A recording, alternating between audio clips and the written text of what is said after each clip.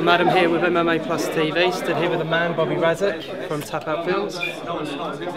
Okay, so Bobby, you've come over to the UK to work with UCMMA. Right. Can you just tell us a little bit about what that deal is and what you hope to do with the promotion? Well, I'm a big fan of Dave O'Donnell.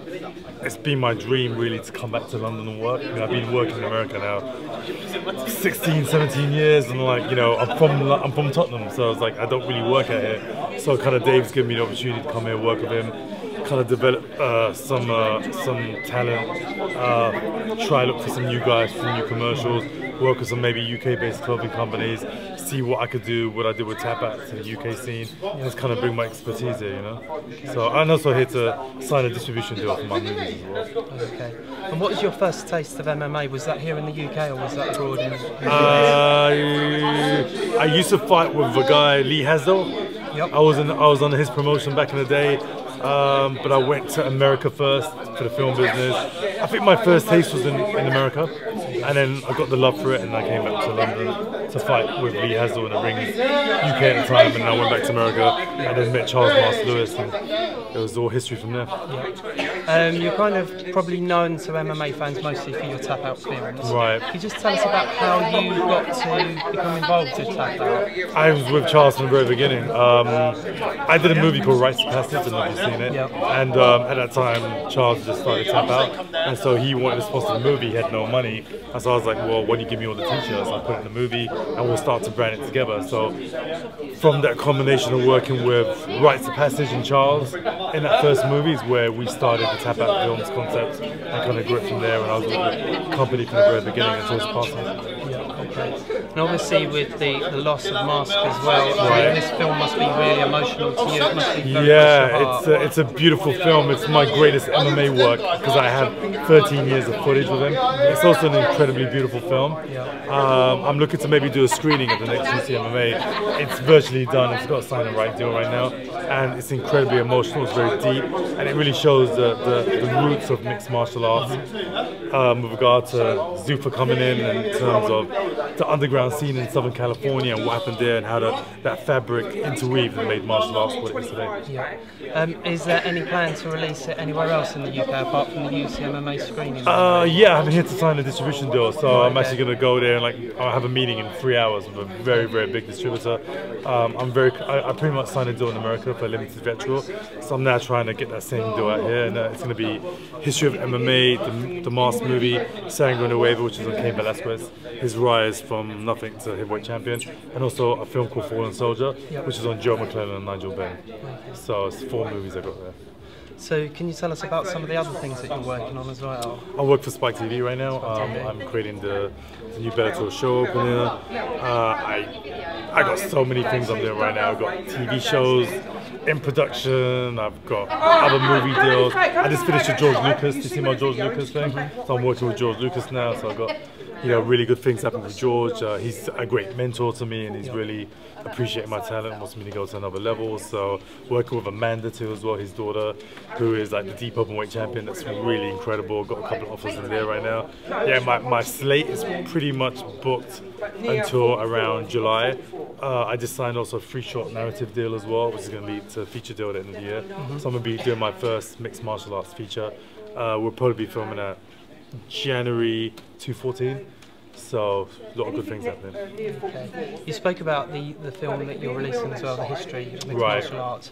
Also, you've done a film with the Ruffalo brothers. The Ruffalo brothers, yeah, absolutely, yeah. I mean, sort of, in your opinion, how has mixed martial arts sort of evolved? I mean, to get kids of that sort of level coming through now. It's going to be the next Olympics. I mean, basically, if you look at Olympic Games, like the woman, Gabby Brown was the name? Gabby?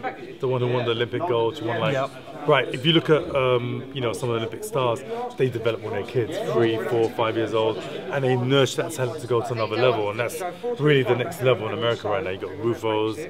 I just did a commercial with Tiger Shawman, actually, with anti-bullying campaign in New York, and the kids there were incredible.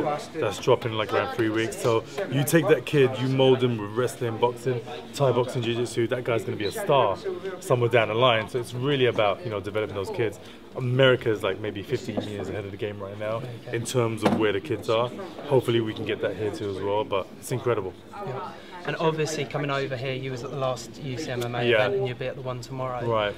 Do you see future potential stars on this card? I do actually. There was this one kid, Ilmatic kid, who really, I mean, you know, I'm with every Bellator show, and I just filmed at UFC 155 as well. That was the last one I just filmed. I mean, yeah, I'm seeing all these guys 24/7.